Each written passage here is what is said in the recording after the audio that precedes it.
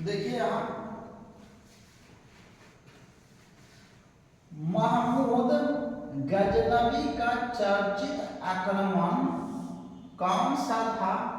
याद रखिएगा, सोमनाथ मंदिर पर 1025 ईस्वी में किया था। अब देखिए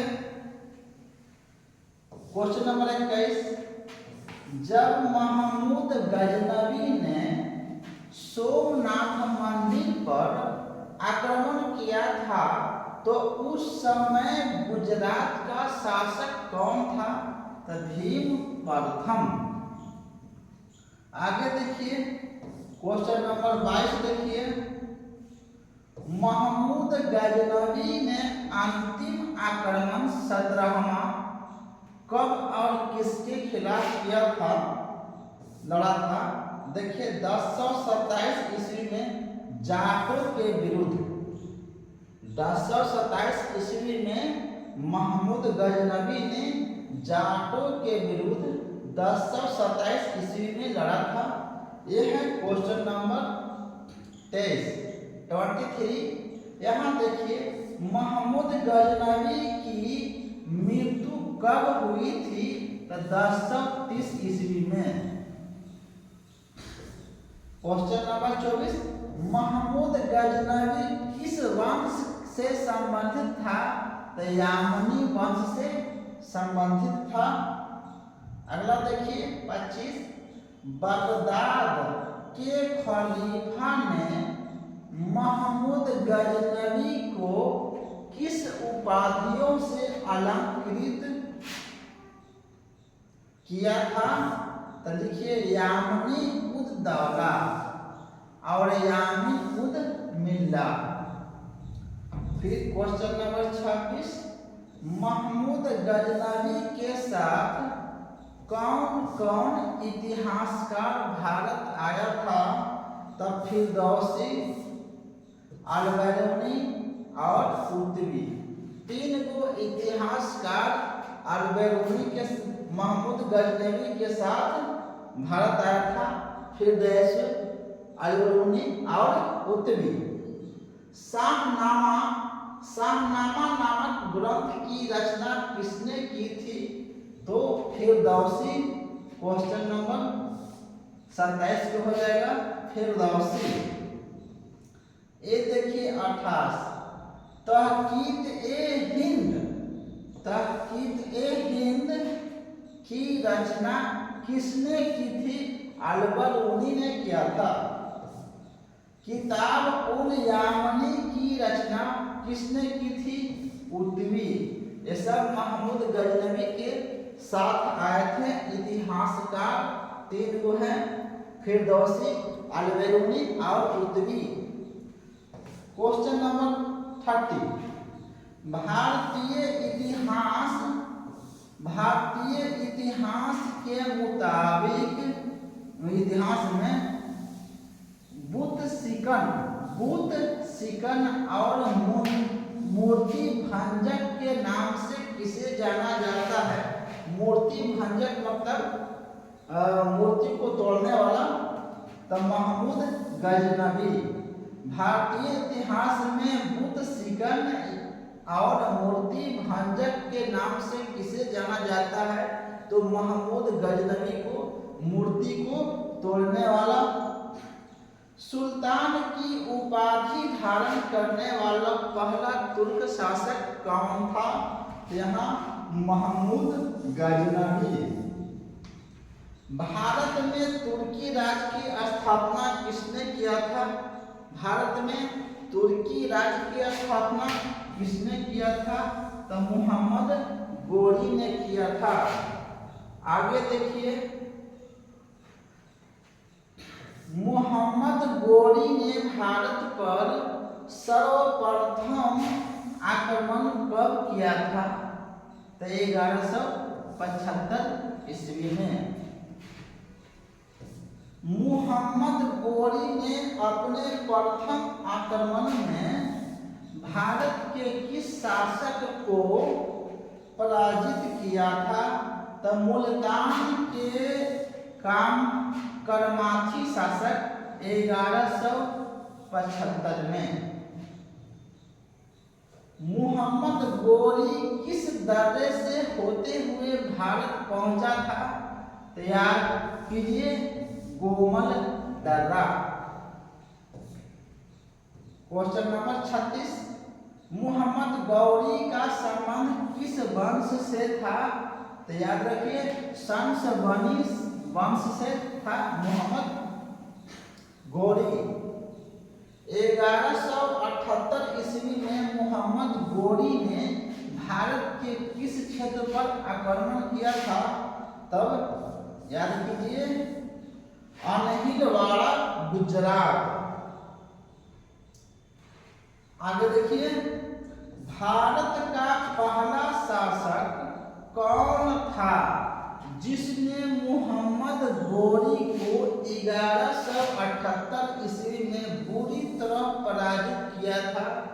भीम द्वितीय ने मोहम्मद गौरी को 1178 में बुरी तरह से पराजित किया था।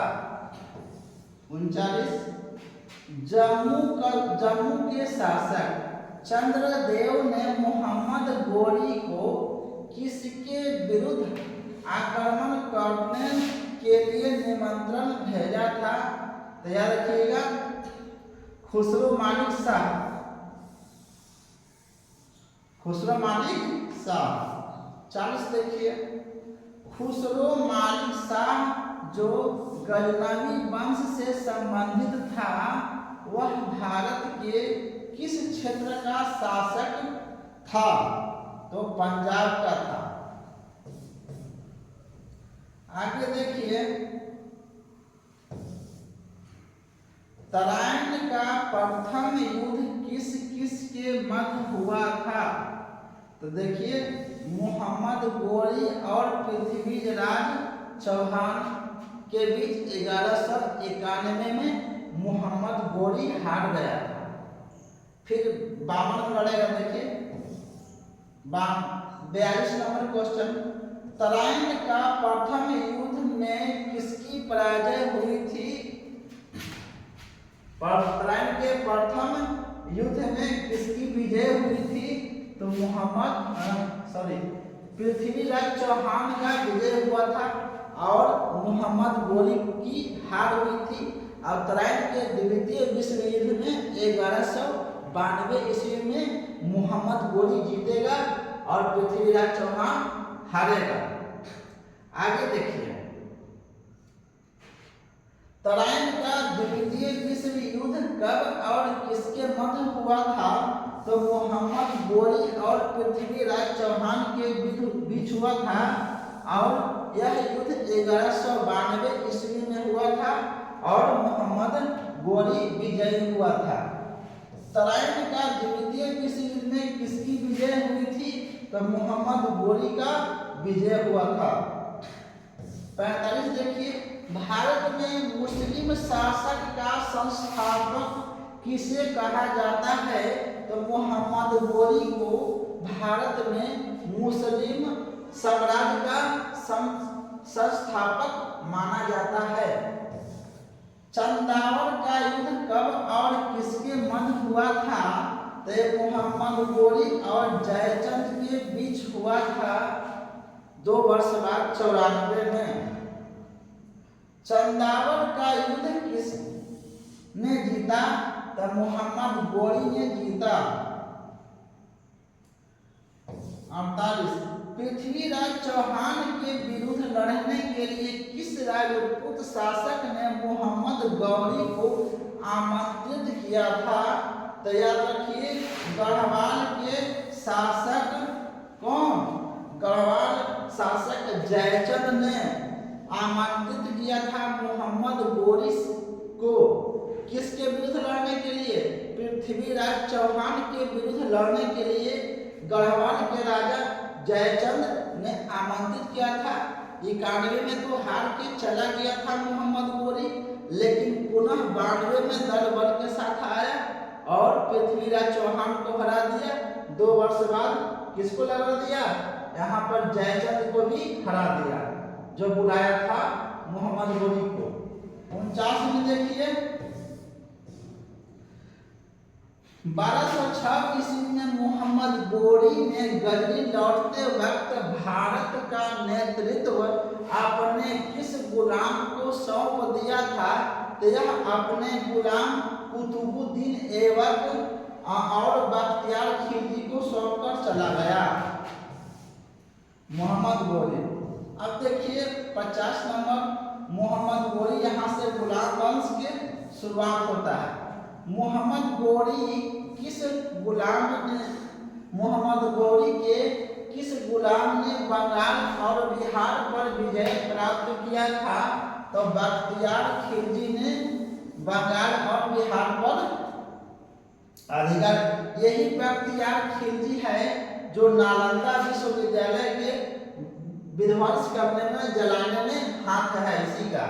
51 नंबर में देखिए मोहम्मद गोरी ने किस युद्ध में कुतुबुद्दीन ऐबक की असाधारण वीरता से प्रभावित होकर उसे अपने भारतीय प्रदेश का सूबेदार नियुक्त किया था? तो तराइन का द्वितीय विश्व युद्ध में, तराइन के द्वितीय विश्व युद्ध में यहाँ पर लिखा गया है 91, यहाँ पर 92, क्योंकि तराइन के प्रथम विश्व युद्ध 91 में और द्वितीय विश्व युद्ध 92 में हुआ था। आगे देखिए मोहम्मद गौरी के सिक्कों पर किसकी आकृति मिलती है? लक्ष्मी जी की आकृति मिलती है। आगे देखिए मोहम्मद गौरी का अंतिम आक्रमण किसके विरुद्ध हुआ था? यह देखिए खोखर जाति के विरुद्ध मोहम्मद गौरी का अंतिम युद्ध होता है और यही खोखर जाति में मोहम्मद गौरी को भी मार देता है। देखिए कहाँ मारेगा। मोहम्मद गौरी की हत्या कब और किसने की थी? खोखरो जाति ने 1206 ईस्वी में मार दिया था। आगे देखिए 55 नंबर मोहम्मद गौरी की भारत विजय तथा नव स्थापित तुर्की वंश के इतिहास का प्रत्यक्ष विवरण किस ग्रंथ से मिलता है? तबकात-ए-नासरी। लेखक कौन है? मिन्हाज-उस-सिराज। आगे देखिए सल्तनत काल कब से कब तक माना जाता है? तो 1206 ईस्वी से 1526 ईस्वी तक सल्तनत काल माना जाता है। 57 देखिए सल्तनत काल के 360 वर्षों के इतिहास में कितने राजवंशों ने दिल्ली पर शासन किया? तो 5 राजवंशों ने शासन किया। देखिए गुलाम वंश 1206 से 1290, खिलजी वंश 1290 से 1320 तक, तुगलक वंश 1320 से 1413, सैयद वंश 1414 से 1451। 5 में क्या है? लोधी वंश 1451 से 1526। यहाँ से स्टार्ट हो जाता है बाबर का कहानी। इसको ट्रिक याद रखना है, गुखी तू सैलो, गुखी तू सैलो, इसे याद रखिएगा। ऐसे गुखी तू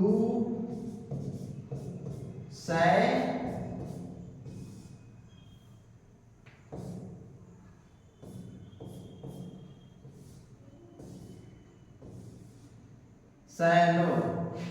तो ये से गु से हो गया गुलाम वंश, खी से हो गया खिलजी वंश, तू से हो गया तुगलक वंश, और सै से हो गया सैयद वंश, और लो से हो गया लोधी वंश। इसको याद रखिएगा, गुखी तू सैलो। आगे देखिए गुलाम वंश ने भारत पर कब से कब तक शासन किया था? तो 1206 से 1290 तक गुलाम वंश ने शासन किया था। गुलाम वंश की स्थापना किसने और कब की थी? गुलाम वंश की स्थापना कुतुबुद्दीन ऐबक ने 1206 ईस्वी में किया था। कुतुबुद्दीन ऐबक ने अपनी राजधानी कहाँ स्थापित की थी? तो यह लाहौर में स्थापित किया था अपना राजधानी, जो कि अभी पाकिस्तान में है। 62 नंबर देखिए, दिल्ली में कुतुब मीनार का निर्माण कार्य किसने शुरू करवाया था? तो दिल्ली में कुतुब मीनार का निर्माण कार्य शुरू किया था कुतुबुद्दीन ऐबक ने। इसका कंप्लीट करवाया था इल्तुतमिश ने। देखिए, कुतुबुद्दीन ऐबक ने निर्माण पूरा शुरू किया था अब कंप्लीट किया कौन? इल्तुतमिश। आगे देखिए, कुतुबुद्दीन ऐबक ने दिल्ली के किस सूफी संत की स्मृति में कुतुब मीनार बनाया? यादगार में किस सूफी संत के यादगार में कुतुबुद्दीन ऐबक ने कुतुब मीनार का स्थापना किया था, निर्माण करवा रहा था?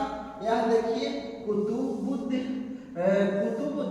बख्तियार काकी के याद में ये बनाया था। भारत में तुर्की राज्य का वास्तविक संस्थापक किसे माना जाता है? तो कुतुबुद्दीन ऐबक को माना जाता है। आगे देखिए, कुतुबुद्दीन ऐबक की उदारता के कारण उसे क्या कहा जाता था? तो उन्हें लाख बख्श कहा जाता था, क्योंकि यह लाखों में हमेशा दान करते थे। 66 नंबर देखिए, दिल्ली में कुतुब उल इस्लाम मस्जिद और अजमेर में 2.5 दिन का झोपड़ा किसने बनवाया था? तो कुतुबुद्दीन ऐबक ने बनाया था। ये 2.5 दिन का झोपड़ा कोई झोपड़ी नहीं है, यह मस्जिद का नाम है 2.5 दिन का झोपड़ा। गुलाम वंश ने किस शासक की मृत्यु गुलाम वंश के किस शासक का मृत्यु चौगान खेलते समय घोड़े से गिर जाने के कारण हुआ था? तो यह है कुतुबुद्दीन ऐबक। 1210 ईस्वी में यह घोड़े से गिरकर मर गए थे। कौन खेल खेलते समय? ये चौगान खेल खेलते समय। क्वेश्चन नंबर 68, कुतुबुद्दीन ऐबक का मकबरा कहाँ पर स्थित है? तो लाहौर में स्थित है। कुतुबुद्दीन ऐबक की मृत्यु के पश्चात गुलाम वंश का अगला उत्तराधिकारी कौन था? तो यह इनका लड़का था, कुतुबुद्दीन ऐबक का लड़का आराम शाह। यह अच्छे शासक सिद्ध नहीं हुए, अतः इन्हें हटा करके इल्तुतमिश बैठा। देखिए, यहाँ आराम शाह के अयोग्य सिद्ध होने के पश्चात किसने गुलाम वंश का शासन संभाला? तो इल्तुतमिश ने संभाला। आगे देखिए, कुतुबुद्दीन ऐबक का इल्तुतमिश से क्या संबंध था? तो कुतुबुद्दीन ऐबक का गुलाम और दामाद था। कौन? इल्तुतमिश। कुतुबुद्दीन ऐबक का मोहम्मद गोरी का गुलाम कुतुबुद्दीन ऐबक का गुलाम कौन? यहाँ इल्तुतमिश, और इल्तुतमिश इसका गुलाम के साथ साथ दामाद भी था। आगे देखिए, दिल्ली सल्तनत का वास्तविक संस्थापक किसे माना जाता है? तो इल्तुतमिश का। यही जब यह शासक बना लाहौर में आराम शाह के बाद, तो वह लाहौर से राजधानी को कहाँ ले आया? दिल्ली गया। देखिए, इल्तुतमिश का शासनकाल कब से कब तक रहा था? तो 1210 से 1236 ईस्वी तक, यानी कि 26 वर्ष तक। कुतुबुद्दीन ऐबक की मृत्यु के समय इल्तुतमिश कहाँ का सूबेदार था? यह बदायूं का सूबेदार था। कौन? इल्तुतमिश। आगे देखिए, इल्तुतमिश ने अपनी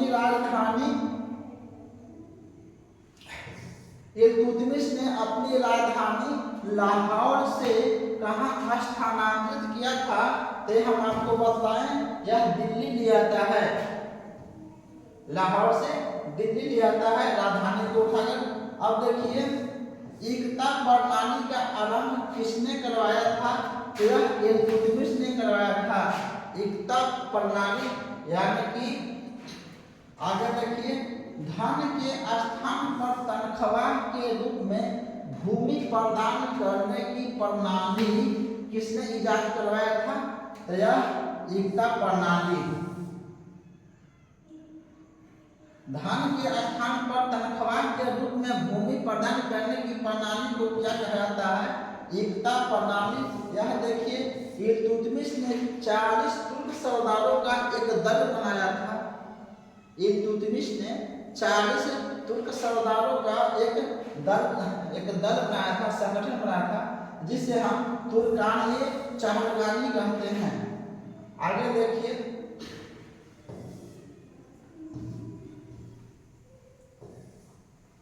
भारत में किसने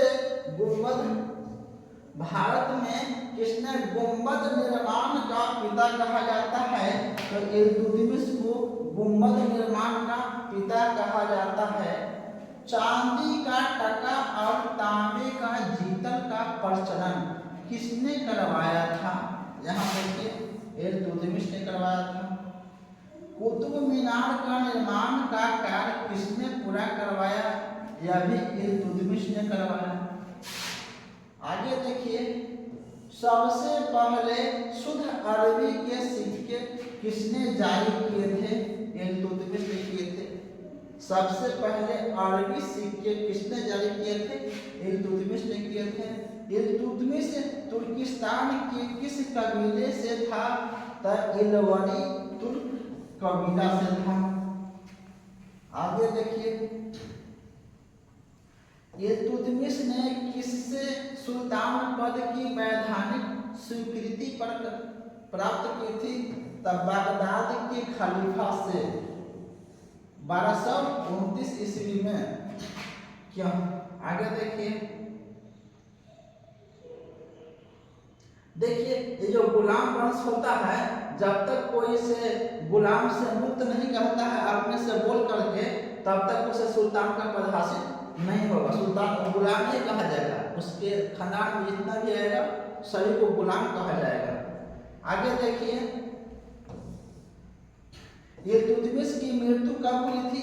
तो 1236 ईस्वी में इल्तुतमिश का मृत्यु हो गया था। चंगेज खां के अधीन मंगोलों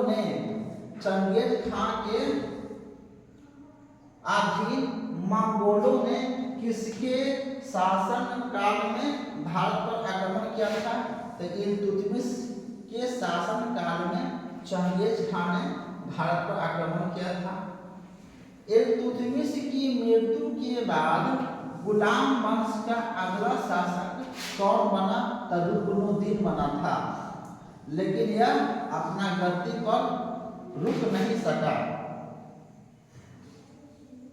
अयोग्य होने के कारण रुकनुद्दीन फिरोज को किसने गद्दी से हटाया? तो रजिया सुल्तान ने हटाया। ये रुकनुद्दीन जो है से इल्तुतमिश का बेटा था। यह अच्छा शासक सिद्ध नहीं हुआ था। इल्तुतमिश का बेटी रजिया सुल्तान गद्दी पर बैठी 1236 में। दिल्ली की यही रजिया सुल्तान जो है से कि दिल्ली की गद्दी पर बैठने वाला प्रथम शासिका और आखिरी शासिका यही है। इसके बाद कोई लड़की गद्दी पर दिल्ली के नहीं बैठी है। दिल्ली की प्रथम और अंतिम मुस्लिम महिला शासिका कौन बनी थी? तो रजिया सुल्तान यही प्रथम है और यही आखिरी है। इस महिला शासिका ने पर्दा प्रथा का विरोध किया तथा यह पुरुषों की भांति पोशाक पहनना शुरू कर दिया। रजिया सुल्तान ने अपने राज दरबार में गद्दी पर बैठती थी सिंहासन पर, तो यह पुरुष के पोशाक में बैठती थी। 91 रजिया सुल्तान ने पुनः दिल्ली का सिंहासन प्राप्त करने के लिए किससे विवाह किया था? तब भटिंडा के राज्यपाल अल कुनिया से। रजिया सुल्तान भटिंडा के राज्यपाल अर्तुनिया विरोध कर दिया था ये, तो वहाँ से विरोध के दबाने के लिए अर्तुनिया के पास रजिया सुल्तान गई और वहाँ हार गई। हारने के बाद में इसका जो तुर्कानी चहलगानी था से इसका गद्दी पर किसे बैठा दिया, रुकनुद्दीन के बैठा दिया और गद्दी छीन लिया था। तो अर्तुनिया से क्या कि यहाँ अर्तुनिया से हार भी गई भटिंडा के पास, तो हार गई तो वहाँ से क्या हुआ, शादी करके अर्तुनिया से वापस आ रही थी तो क्या यहाँ पर कैथल के पास कुछ लुटेरों ने रजिया की हत्या कर दी और प्लस अर्तुनिया को भी हत्या कर दिया। कितना ईस्वी में, 1240 ईस्वी में। आगे देखिए, रजिया सुल्तान के बाद गुलाम वंश का अगला शासक कौन बनता है, तो बहराम शाह बनता है। बलबन ने षड्यंत्र द्वारा किसे 1246 में सुल्तान बनाया, तो नासिरुद्दीन महमूद को बनाया। बलबन का कौन था, दामाद था, यह बलबन का दामाद था। यह बेचारा ऐसा है कि टोपी सील करके अपना जीवन निर्वाह करता था। यह देखिए अगला, गुलाम वंश का कौन सा सुल्तान टोपी सीकर अपना जीवन निर्वाह करता था, देखिए आगे यहाँ पर महमूद, नासिरुद्दीन महमूद ने। नासिरुद्दीन महमूद के बाद दिल्ली का अगला शासक कौन बना था, तब बलबन बना था। यह बलबन जो है से तुर्कानी चहलगानी का सदस्य था। बलबन गयासुद्दीन बलबन के नाम से दिल्ली की गद्दी पर बैठा। कब, 1266 से लेकर 1286 तक। हालांकि रुकनुद्दीन जो था से ये समझिए कि रुकनुद्दीन के स्थान पर सारा कारोबार यही करता था, वजह को मोटी के जैसा ऐसे ही बैठा दिया था, लेकिन सब संभालता था बलबन ने। बलबन का वास्तविक नाम बहाउद्दीन है। बलबन का वास्तविक नाम बहाउद्दीन है। बलबन आराम में किस दल का सदस्य था, देखिए यहाँ पर आ गया है, चहलगानी दल का, तुर्कानी चहलगानी दल का यह सदस्य था बलबन, 40 तुर्क सरदारों का। आगे देखिए, बलबन ने उल्लुग खान की उपाधि किसे प्रदान की थी, नासिरुद्दीन महमूद का। राजा के दैवीय राज्यपाल का सिद्धांत किसने प्रतिपादित किया था, यहाँ देखिए बलबन ने। बलबन यहाँ से आता है। इसके बाद में नेक्स्ट वीडियो मिलेंगे। जय हिंद।